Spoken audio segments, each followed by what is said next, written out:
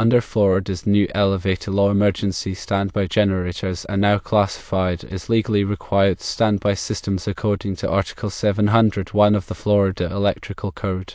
Previously, these were considered optional standby systems falling under Article 702. This reclassification brings significant changes.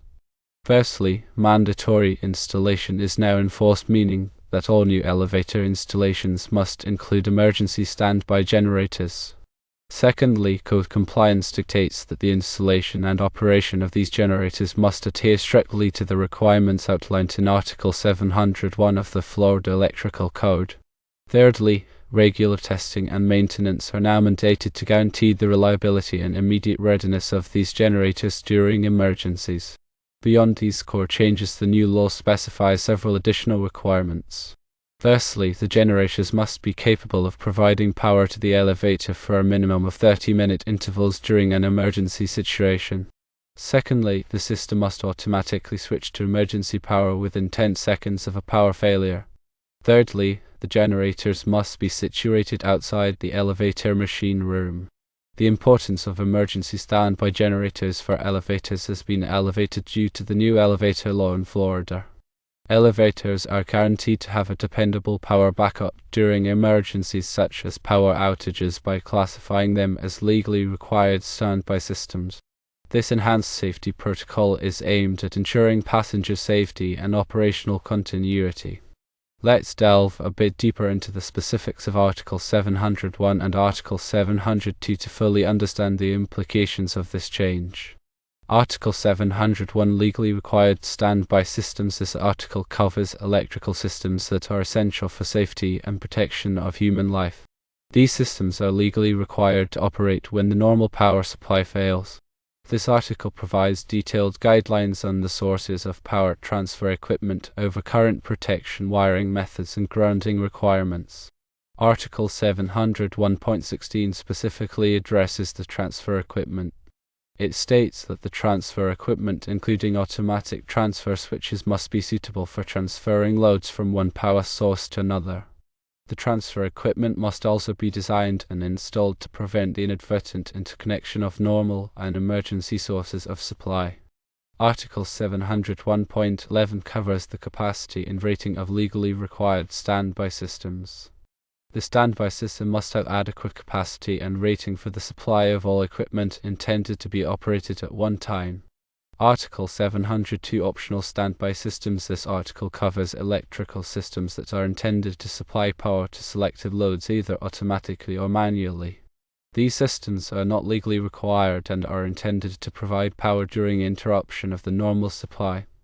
Article 702 provides guidance on the installation and operation of optional standby systems, including the sources of power transfer equipment, overcurrent protection, wiring methods, and grounding requirements. The classification change impacts several aspects of elevator design, installation, and maintenance. Firstly, design considerations. The design of elevator systems must now incorporate the emergency standby generator as an integral component, ensuring compliance with Article 701. Secondly, installation procedures. The installation process must adhere to the stricter requirements of Article 701, including proper wiring, grounding, and overcurrent protection. Thirdly, maintenance protocols. Regular testing and maintenance schedules must be implemented to verify the operational readiness of the generator and associated systems. Let's consider the implications of the 10-second transfer time requirement. The automatic transfer switch, or ATS, plays a critical role in ensuring that power is seamlessly transferred from the normal power source to the emergency generator within the specified 10-second time frame. The ATS must be designed and tested to meet this stringent requirement. Regular testing of the ATS is essential to verify its proper operation. The testing should simulate a power outage and confirm that the ATS switches to the generator power within 10 seconds. The location of the emergency standby generator outside the elevator machine room is another important requirement. This separation is intended to prevent potential hazards in the event of a generator malfunction or a fire. The generator room must be adequately ventilated and equipped with fire suppression systems to ensure safety. The 30-minute runtime requirement for the generator is designed to provide sufficient time for elevator occupants to safely evacuate the elevator and for emergency personnel to respond to the situation. The generator must have enough fuel capacity to operate for at least 30 minutes at full load. Regular fuel level checks and maintenance are necessary to ensure that the generator can meet this runtime requirement. The change in classification from optional to legally required also affects the permitting and inspection process. Local authorities will now require more rigorous inspections to verify compliance with Article 701. Documentation of testing and maintenance procedures will be required to demonstrate ongoing compliance. The new law may also have implications for existing elevator installations. While the mandatory installation requirement applies primarily to new installations, existing elevators may be subject to upgrades to meet the new safety standards. The scope of these upgrades will depend on the specific circumstances and the interpretation of the local authorities. It is crucial for elevator owners and operators to consult with qualified electrical engineers and contractors to ensure compliance with the new law.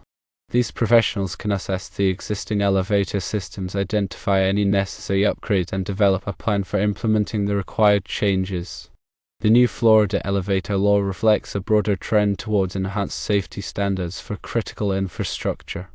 By classifying emergency standby generators as legally required systems, the law aims to minimize the risk of elevator-related incidents during power outages and other emergencies.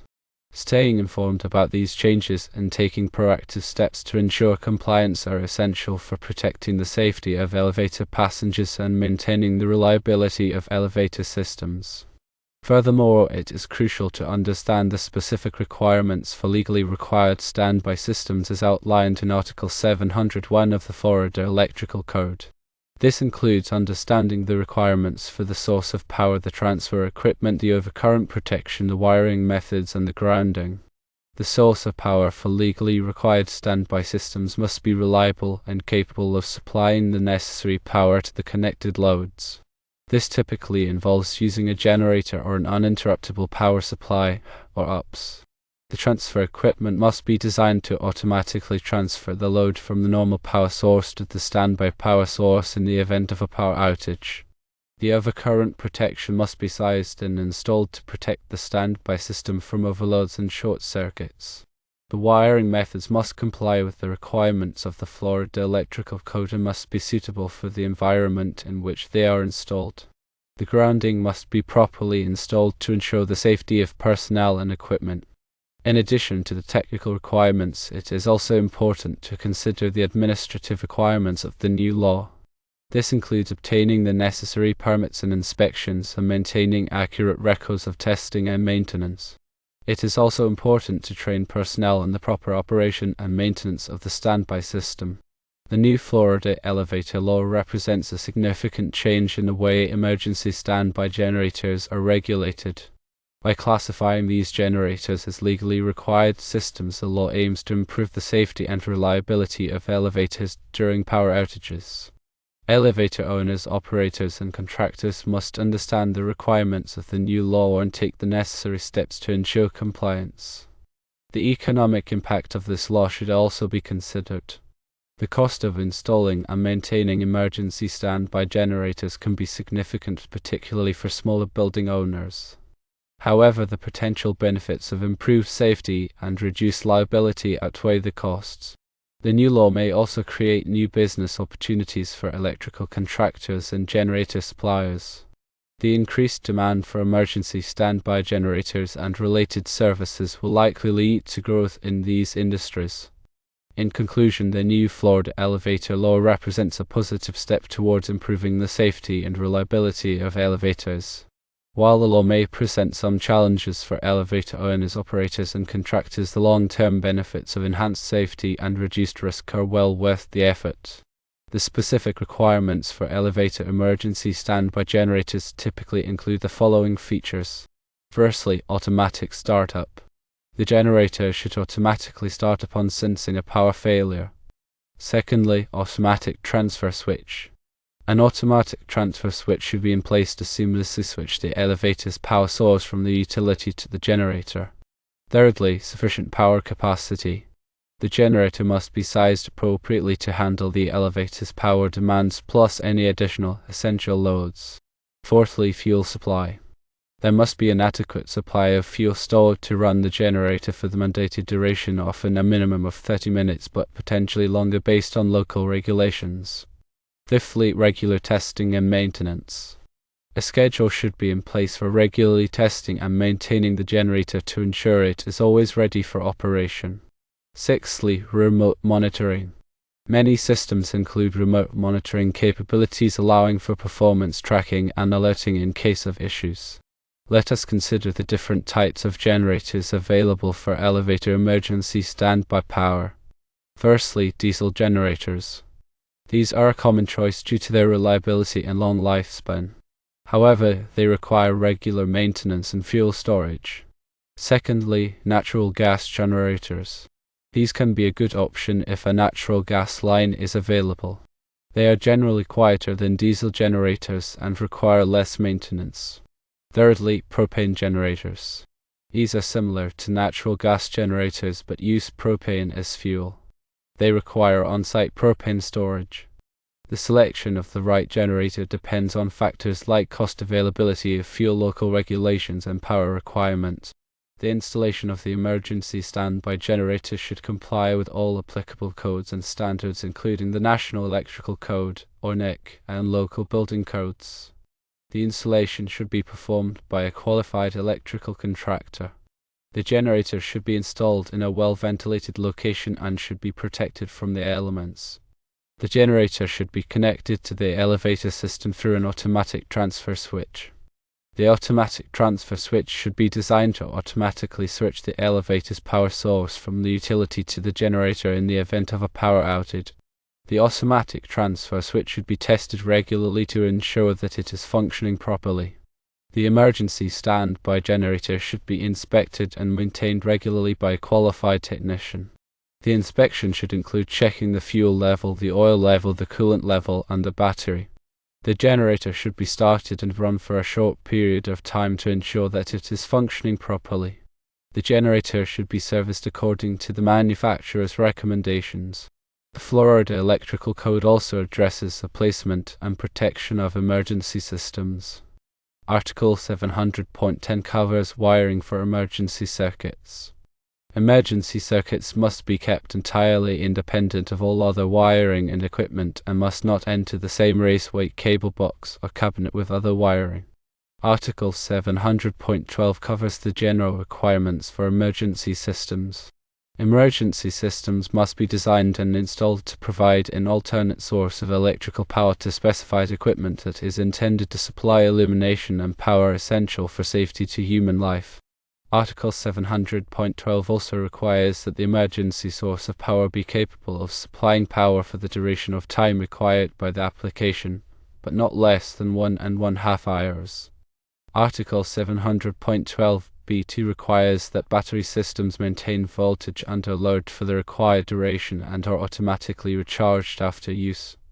In addition to the Florida Electrical Code, there may be local codes and regulations that apply to emergency standby generators. It is important to check with the local authorities to determine what codes and regulations apply. The new Florida elevator law is a significant change that will have a positive impact on the safety and reliability of elevators. By understanding the requirements of the new law and taking the necessary steps to ensure compliance, elevator owners, operators, and contractors can help to protect the safety of elevator passengers. Let's explore the different types of automatic transfer switches. Firstly, break before make transfer switches. These switches disconnect the load from the normal power source before connecting it to the emergency power source. Secondly, make before break transfer switches. These switches momentarily connect the load to both the normal and emergency power sources before disconnecting it from the normal power source. Thirdly, close transition transfer switches. These switches synchronize the normal and emergency power sources before transferring the load. The selection of the appropriate automatic transfer switch depends on the specific application and the requirements of the load. The emergency standby generator should be equipped with a number of safety features. Firstly, overspeed shutdown. This feature will shut down the generator if it exceeds its maximum speed. Secondly, over temperature shutdown. This feature will shut down the generator if it exceeds its maximum temperature. Thirdly, low oil pressure shutdown. This feature will shut down the generator if the oil pressure drops below a safe level. Fourthly, low fuel level shutdown. This feature will shut down the generator if the fuel level drops below a safe level. The emergency standby generator should be inspected and tested regularly to ensure that it is functioning properly.